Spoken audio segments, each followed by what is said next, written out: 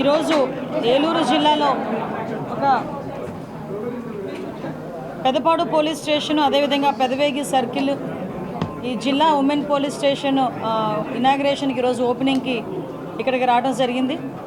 వీళ్ళతో పాటు ఈరోజు పోలీస్ డిపార్ట్మెంట్ ఎప్పటి నుంచో ఎదురు చూస్తున్న ఈ పోలీస్ స్టేషన్స్ ఓపెనింగ్స్ కూడా ఈరోజు అంగరంగ వైభవంగా ఈరోజు ఈ కార్యక్రమాన్ని ఆర్గనైజ్ చేసినందుకు జిల్లా యంత్రాంగ పోలీస్ యంత్రాంగానికి ప్రత్యేకంగా ధన్యవాదాలు తెలియజేసుకుంటున్నాను. నాకు అర్థం కావట్లే, నేను ఏదో మంచి శుభకార్యానికి వస్తే అలాంటి అశుభకార్య పదాలు ఎందుకండి, అలాంటి మనుషుల గురించి ఎందుకండి మాట్లాడుకోవడం?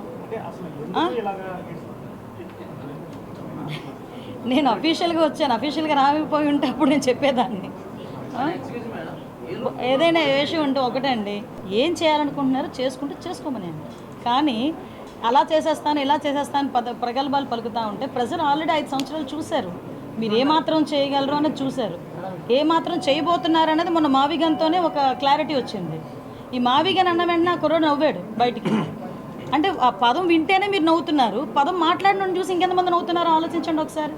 ఇలాంటి వ్యక్తి గురించి ఇంత మంచి పోలీస్ స్టేషన్లో ఎంతో కుటుంబాలకు మంచి జరిగి ఇలాంటి ప్రదేశంలో మాట్లాడుకోవడం కూడా నాకైతే అశుభంగా భావిస్తున్నాను. కాబట్టి ఇక్కడితో వదిలేయండి, ఇంకేమంటే చెప్పండి. కంపల్సరీ అండి, నాకు సర్కిల్ విషయం కూడా చెప్పున్నారు, కొంత మేరకు ఇబ్బందులు ఉన్నాయి కొన్ని పోలీస్ స్టేషన్స్. అంటే దయచేసి మీరు కూడా అర్థం చేసుకోవాలి. లాస్ట్ 5 years మేము 2018 అంటే మీకు ఒక ఎగ్జాంపుల్ చెప్తున్నాం.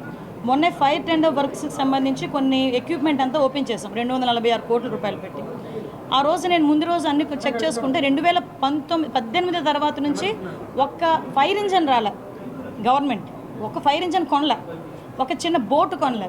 మళ్ళీ ఎగైన్ మా గవర్నమెంట్ వచ్చిన తర్వాత, ఎన్డీఏ గవర్నమెంట్ వచ్చిన తర్వాతనే సుమారుగా 294 కోట్లు పెట్టి ఈరోజు మనకి సమ్మర్ యాక్షన్ ప్లాన్లో భాగంగా ఎక్విప్మెంట్ కొన్నాం.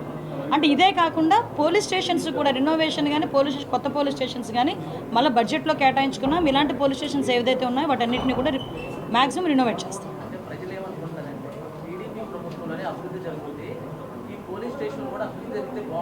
డెఫినెట్గా జరగాలి. ప్రజలతో పాటు మా పోలీసులు కూడా అదే కోరుకుంటున్నారు, అదే ఆశిస్తున్నారు. డెఫినెట్గా ఈ కూటమి ప్రభుత్వంలో పోలీస్ స్టేషన్స్ అన్ని ప్రక్షాళన జరుగుతాయి.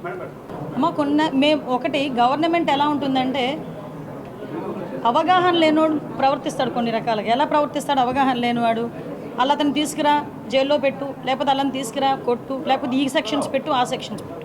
అందుకే కదా కోర్టులకు వెళ్ళిన తర్వాత ఎన్నిసార్లు కోర్టులు ముట్టుకాయలు పెట్టింది జగన్మోహన్ రెడ్డి గవర్నమెంట్ని.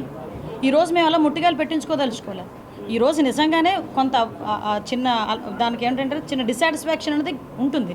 కానీ మేమేమంటామంటే, ఇక్కడ ఒక విజ్ఞత కలిగిన రాజకీయ నాయకుడిగా గౌరవ చంద్రబాబు నాయుడు గారు, ఒక విజ్ఞత కలిగిన రాజకీయ నాయకుడిగా పవన్ కళ్యాణ్ గారు, వీళ్ళిద్దరిని ఈరోజు మోడీ గారు, ఈ ముగ్గురు ఉన్న నేపథ్యంలో ఏదైనా లీగల్గా చేయాలి ఉద్దేశంతో మేము ముందుకెళ్లే పరిస్థితి తప్పించి మా ఉదాసీనత అయితే కాదు.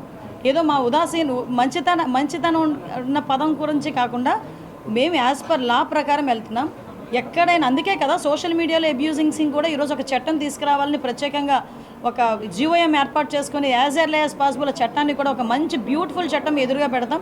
అప్పుడు సోషల్ మీడియాలో ఎవరైనా ఏం మాట్లాడినా కూడా మాట్లాడడానికి కూడా భయపడేట్టుగా చేస్తాం.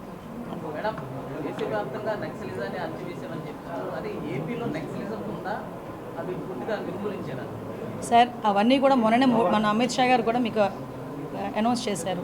ఓవరాల్గా నక్సలిజాన్ని అరికట్టడంలో ఈరోజు కేంద్ర ప్రభుత్వం ప్రత్యేకమైన చర్యలు తీసుకొని ఓవరాల్ అన్ని స్టేట్స్ని కూడా ప్రక్షాళన చేస్తున్నారు. దానిలో భాగంగానే మన ఆంధ్రప్రదేశ్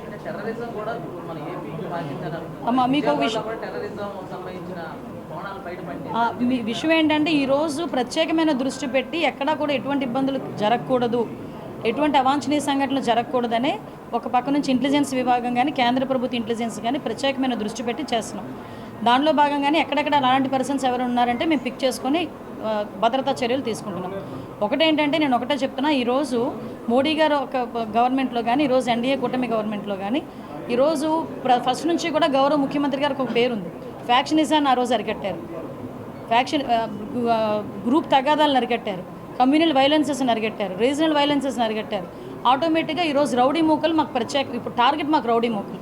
నెక్స్ట్ ఏంటంటే ఈ గాంజా, డ్రగ్స్, వీటి మీద ప్రత్యేకమైన దృష్టి పెట్టాం. దీని మీద మ్యాక్సిమం గౌరవ ముఖ్యమంత్రి గారి ఆధ్వర్యంలో, పవన్ కళ్యాణ్ గారి ఆధ్వర్యంలో దీని మీద కూడా చర్యలు.